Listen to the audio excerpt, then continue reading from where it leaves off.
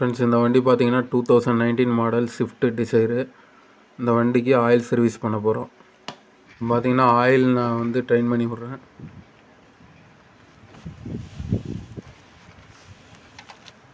இது oil கழட்டுற bolt.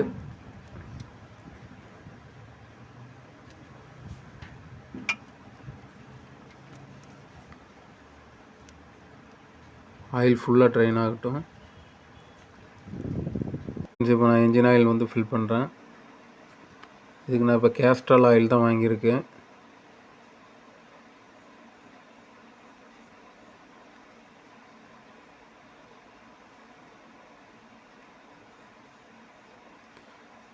இதுக்கு oil capacity பார்த்தீங்கன்னா 3.5 லிட்ரு,